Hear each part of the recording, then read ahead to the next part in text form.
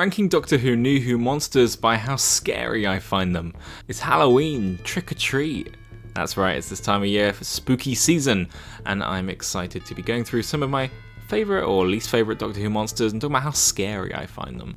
What would a good Doctor be without a spooky monster to give them a jump and a fright in the night? For that reason, I'm not going to be talking about, like the beloved Ood or the man-traps from Dot and Bubble because, they weren't bad guys. They were just doing what they had to do. If you want to know my kind of thoughts about how I'm going to be talking about these, let's start with E tier, like the Blitzer from The Caretaker. Now, I like the episode The Caretaker, and I think the Blitzer has a really good design when it's not moving and it's not in an episode. When it starts scuttling around, it just makes me think of like a Bamzuki. It doesn't look very realistic, it's hard to take it seriously, no matter how big a gun you put on it, it's not very scary. Which I think is interesting because, it's not that far from a Dalek, it's a big silly pointy robot. But just one works and one doesn't, and that's just sad, because it's a good design let down by execution, I suppose. It's the only one I was thinking like E tier right now. D, I know, I was thinking like the Not Things from Wild Blue Yonder. I know people find those particularly scary.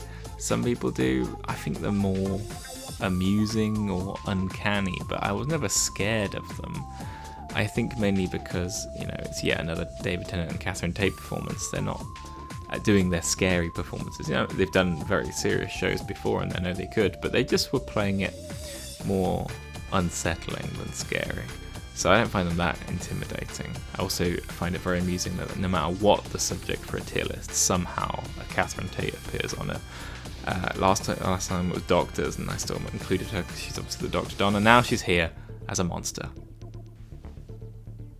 My C tier is full of things that have really, really good designs, but that didn't really leave a scary impact on me. The Jadoon, they have one of the best designs in New Who. I would take a million Jadoon episodes over Monsters of the Week just because of those perfect rhino costumes. It's one of those designs that's just so perfect. I hope they never changed it too much.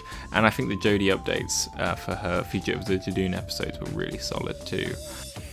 The Peg dolls from Night Terrors are good. They're scary looking, the design's horrible.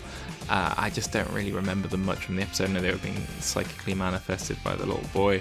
It was fine. Unless they look hideous, but because they're played so heavily for comedy, it really undermines their fear factor every time they come back. At the top of C is like the Silence, because they have one of the sickest, scariest looking designs. Their concept of being forgotten instantly, it feels like sort of borrowing from the well of the Weeping Angels of a threat is based on whether you're looking at it or not. It just doesn't work out quite as well. And then they came back again and again, and they did very little. And the idea of them just being monks in the end, or priests for a confessional, it's a really functional solution to their existence and their powers, but it's not really adding to the wow factor of them. It's more just like, oh, that's kind of neat, and it really undermines the kind of threat that they used to be. But the gooey looking suits and the big bulbous heads, I think in a world without any Weeping Angels it would have stood out slightly more, but Moffat's gonna Moffat. Bottom of B, another perfect design. It's the Rachnos Queen. Is this maybe the best looking enemy in all of New Who? We talk about Disney's big budgets. I would rather, instead of fancy special effects and CG, Disney's infinite money well could start making some of these monsters look as good as the Rachnos Queen. What an amazing practical effect. I imagine it must have been a nightmare to film, but I think it's worth all the effort for me as a viewer at home. She looks brilliant. And she's got a bit of threat to her. She's more threatening than the Silence. Being one and done is a bit of a cheat code in this list. You'll find, the less time you're on screen, the less time they have to ruin you. And she came in at the end. She was scary. She was cool. She looked amazing, and then died. So it's a real clean exit for the Rachnos Queen. But it's a really good design and a really cool monster, and it definitely puts the fear factor in.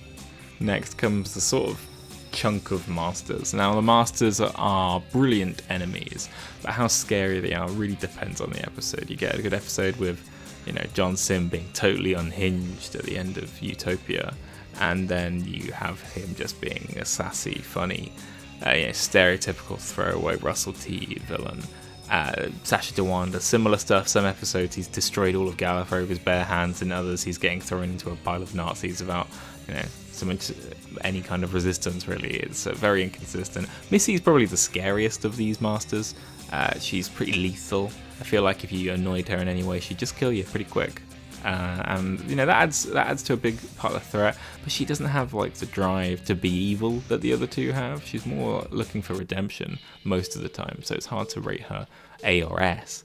So I'm putting Missy at the top of B, with John Sim and Sacha Dhawan's masters in the sort of middle chunk of B, before we move on to A, where it's where I'd pop the War Master, because Derek Jacobi just does such an impressive job in the little time he gets to be scary. He just goes fully insane in the few minutes he's allowed. Also slotting into B, probably below Missy and above Saxon Master, is the Absorbaloff. He looks sick, and I know he's silly and funny, and Peter Kay plays him for comedy, but that's a horrible looking monster. You can easily see the Slitheen ties, the power to kill you so quickly with a touch, getting all your memories, just forcing your body to just look like all the people you've recently eaten. He's a horrible idea. I'd be scared to go near a fellow like that. At least, Missy might give you a chance to run. The Absorbaloff, shake your hand and you'd be done. Solid B contender. The Beast marks the bottom of A, mainly because of the division between his first episode and his second episode. He is much scarier, and he's working through people and working through the Ood and the people he possesses on the station. When he becomes a big CG monster, it does take a bit of the threat out of it, but he's such an evil monster. He even sends his son off to Torchwood Series 1 for some particular reason, I don't really know. But he's just a creepy guy, and you don't want to be on the wrong side of any of him or his horde. Definitely one that, with some practical effects, maybe it could have been the greatest villain in Who history, but for now it's just a really good threat from a two-parter that we all remember fondly. I feel there was a lot of people who were disappointed that the Beast wasn't connected when they hinted at it at the end of the last series with Ncuti. The fact that they teased that Sutekh might have also been the Beast was cool, but maybe they should have developed on it, because people seemed a bit excited for that. The Weeping Angels, perfect as a threat in their first episode. I think it kind of got silly, the fact they kept adding rule after rule. If you look at an angel, you become an angel, and they can sometimes kill you instead of sending you back in time, and all sorts of other gubbins. They just kept piling on top of them. It's a perfect design. It's a real scary threat, and I just think, while I think the first episode hasn't aged perfectly, it's a real good bottle episode, and it's a shame to see them overused so much. I'm glad that it's been a big break since we last got a lot of Weeping Angel content. Maybe next time they come back they'll be super scary with the budget to up the ante somewhat. Then I've got the War Master, as I mentioned before, terrifying fella. Followed by the Cybermen, what would be a master without Cybermen right next to them. They seem to be intrinsically linked in most season finales in the Who. The Cybermen are scary as anything, however they are also fairly useless depending on the episode, so it's hard to judge them entirely accurately. Sometimes they can't even turn James Corden into a Cyberman because he's too busy being in love. Other times they take over the world in about 10 minutes. It's a real 50-50, as with all reoccurring Who villains. I think that I prefer the first design they had when they were from the alternate universe, but I've grown to not hate the new ones so much. I think they're pretty cool in their own way. Very threatening. They seem to have been sort of demoted to the Master's pets, which part of me enjoys more. It gives them a bit of direction, and the Master normally can think of something better to do with them than they could think of for themselves. Daleks top, A tier. They're the most threatening of the reoccurring Who villains. When the Daleks come, people die. They mean business most of the time anyway. I've enjoyed almost all the different redesigns apart from the Power Ranger Daleks, but even I don't hate them. They're just not quite as cool as the rest. They lose a lot, but they deal a lot of damage whenever they come to play. I do think I prefer Dalek over episodes where there's hundreds of Daleks, because one Dalek against an army of humans is always much more tense and more interesting, and it's so much scarier seeing him tear through them than it is seeing 10,000 Daleks getting blown up when the Doctor presses the big red button. And S tier, the creme de la creme. Yeah, they're all one-offs, or at least two-parters at most. The Empty Child, great design, great sound work, really cool effects for the time. The CG is a bit wonky now, but of people turning into the gas mask people, it really showed that Moffat can deliver horror really strongly in Doctor Who on a shoestring budget, I'd imagine. That mask is not a full CG or alien costume, and it does just as much work when you get a creepy little kid to do a nasty finger point.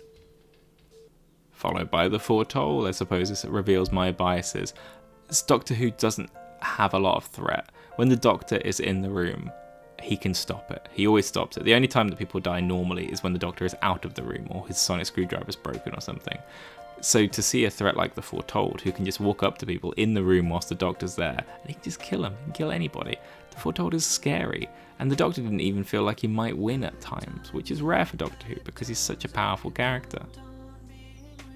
Just like the Empty Child, one touch and you're done, so you better keep running. Speaking of one touch and you're done, the Vashta Nerada, another Moffat classic just like the Empty Child, they eat you in seconds. I think it's hard to judge this enemy on its own because it's not in its normal habitat, it's in the library because of its, the trees getting taken and being used for the books. But this combination of this skull look with the space suits, giving the shadows a bit more substance for you to look at, and the way that they abuse the suit's black box function to use the voices of the people they kill to communicate with the limited functionality that they're allowed, it's a real nasty way to play. And the last one I wanted to talk about, top of S for me out of the ones we just ran through real quick, was the Flood from the Waters of Mars. Similar premise, humans being turned into puppets for a nasty monster, but the design is so creepy. If the skull was almost a cop-out because it meant you didn't have to design a monster, it's say you take a human and twist them into a freakish monster. The way their lips crack and it's just constantly wet running down, it makes you feel weird in the shower when you feel the water running down your skin. You think, oh god, this is just what that Flood were looking like. And it's just running out of their mouths, drowning while standing and making you join them. It's such a horrible way to do zombies, and I think it has a real strong effect. It looks better than a lot of zombie movies do, to be fair. Maybe they could learn something from the Waters of Mars. So that's a quick run through of all the villains I could be bothered to talk about. The stuff like the dregs from Orphan 55, they look okay. They just look like bad predators from Primeval, so what's the point of even wasting the time on them? There's so many enemies that I say throw away. These ones stuck out to me as ones worth talking about, but I'd love to know what you think I've missed that deserve to be here, and I'll tell you where I'd slot them on my ranking if you comment below any monsters that you wish I'd put on my ranking. But that's as it stands for me. And also, if you want to grab your hands on some creepy Doctor Who monsters yourself, I'll be giving away Doctor Who cards from the villain deck next week on Whatnot. If you follow the link in the description and go to the time that's on the screen right now, you'll be able to grab yourself some Doctor Who monsters for free, and why not some original Magic the Gathering monsters too, with packs of Duskmourn, filling your things with creepy monsters for the Doctors in your deck to fight. If you sign up for Whatnot for the first time, you get £10 of credit to spend on anything. It doesn't have to be me. You can get all of the things you've been wanting to buy from another shop. You don't have to buy anything, all you have to do is watch and you'll be entered automatically in the giveaway for free. So come along to Whatnot on the time on the screen and follow the link in the bio to make sure that you don't miss out on some freebies. If you're in the stream, you can ask me questions about Doctor Who Live, you can ask me what I think of things and what my favourite Doctors are and all that sorts of fun little stuff that you can do live on stream with me that you can't get quite here in the comment section. So come along to Whatnot, we've been having a lot of fun over there.